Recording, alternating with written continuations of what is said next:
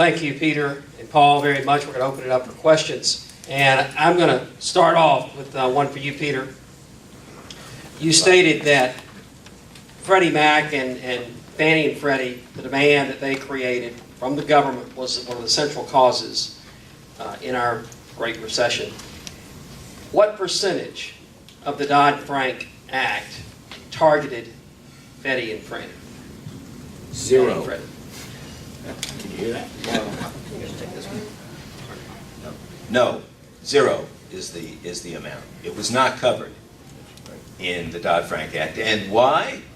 Because that was not what the cause of the financial crisis was to the architects of the Dodd Frank Act. It was not the government's housing policy.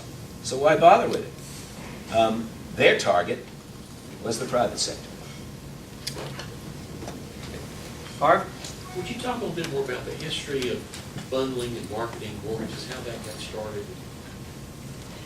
Yeah. Could you repeat the question? The history of bundling and securitizing is one of the phrases I was using.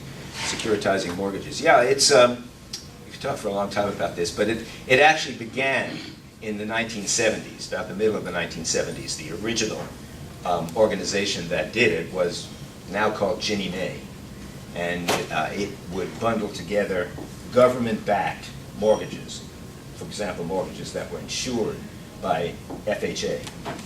It would gather them together and it would sell these securities backed by government mortgages. In the 1980s, in the mid-1980s, Fannie and Freddie started to pick up this idea, and they realized suddenly, especially after the very high inflation period in the early to mid 1980s and the late 1970s, they realized that if they just bought these mortgages and held them, they were taking two risks. They were taking a credit risk on the mortgages, and they were also taking an interest rate risk. They realized if they sold securities that were backed by these mortgages, the interest rate risk was going to be taken by the investors. And investors were perfectly happy to take the interest rate risk as long as there was some sort of government backing of the credit risk, which is what Fannie and Freddie were providing. So that's a very short history, but that's when it began, and it is now the major way that mortgages in the United States are financed. They are bundled into pools, made into mortgage-backed securities, and then sold to investors around the world. Some of them are backed by the government through Fannie and Freddie, and some are private mortgage-backed securities. And in one of the charts I showed, I didn't get to it, but the remaining 24%, when I said 76% of all the subprime mortgages were held or in the portfolios of government agencies, the remaining 24% were held by private institutions, were created by private institutions and held by private institutions. And when those declined, just like the government ones did, the whole market declined. That's what caused the financial crisis. Thank you. And one other little thing to Philip to add to that is there was sort of an inherent, almost like a corruption of the process, because like Peter said, Fannie and Freddie are called, or were called, government-sponsored enterprises. So they are actually corporations that eventually became public, selling stock to the public. And but it was very ambiguous, and they intentionally kept this so as to whether or not they were backed by the full faith and credit of the United States government. Ginnie Mae was, but Fannie and Freddie, there was, people said, well, there's this implicit backing, which became explicit under Hank Paulson when you know, I guess what people say at the prompting of the Chinese, basically the government came in to bail out Fannie and Freddie there in July of 2008, or July, August, whatever it was. So anyway, so that was, so you had these then, these public companies where the officers were rewarding themselves as if they were true, you know, public companies, publicly traded companies, with all sorts of stock option grants and everything else. And then these companies would then make donations, and they had a big lobbying machine in Washington that sort of kept the good thing going there. Good times were looking.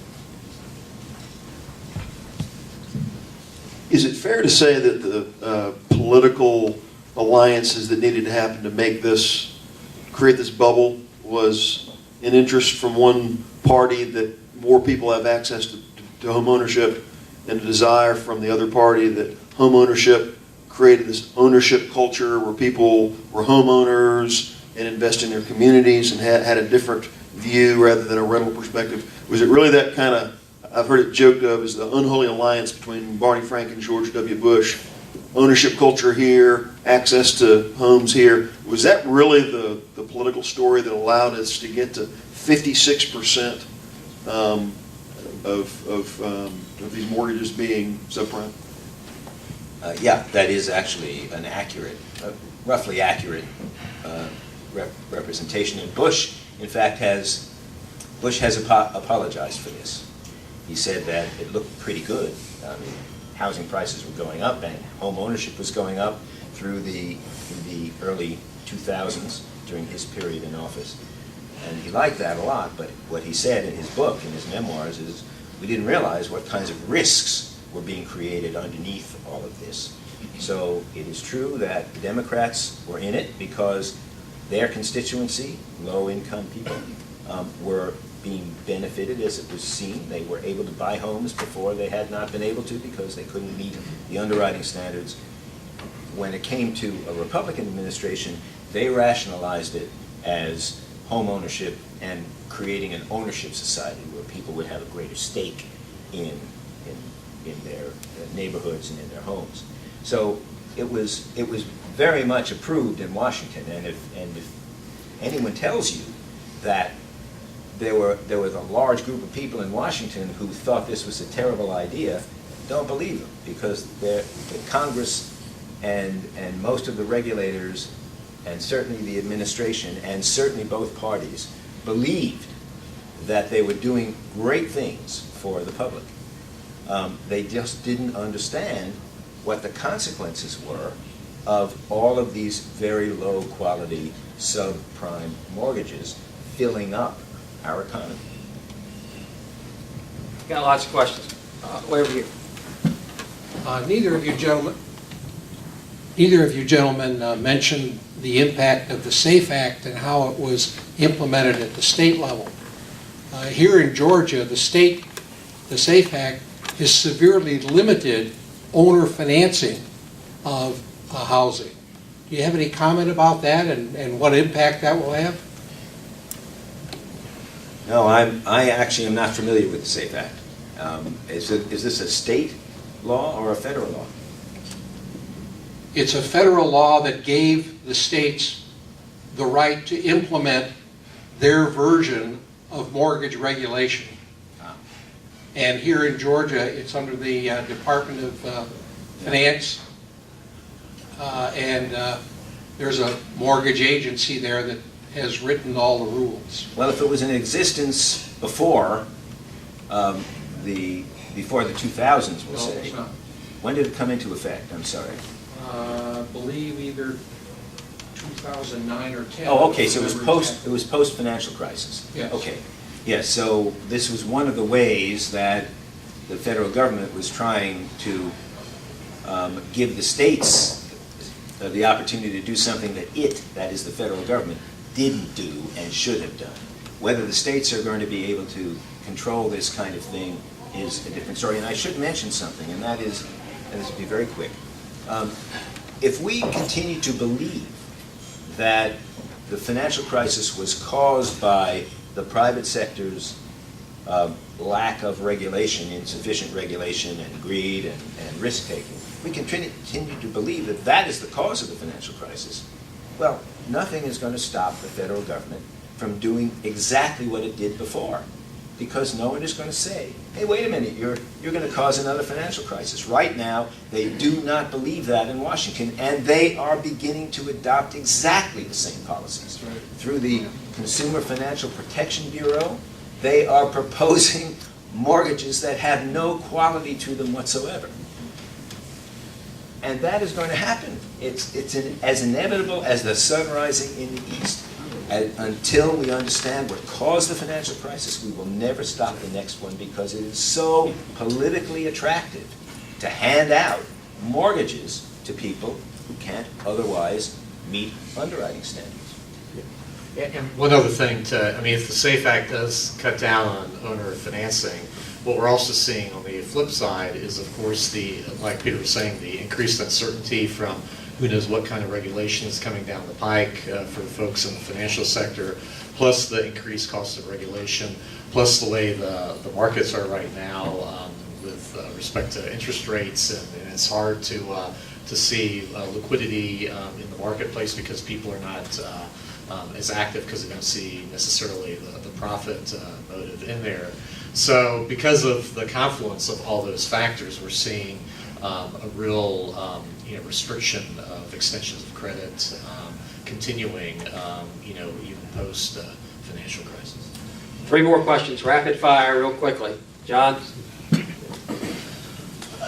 This kind of goes, I think, a little bit to what you were your comment just a second ago, but we're seeing now that I think people are getting back over leverage. We're hearing lots of talk about, I think, 1/3 of the debtors are in collection and all of that.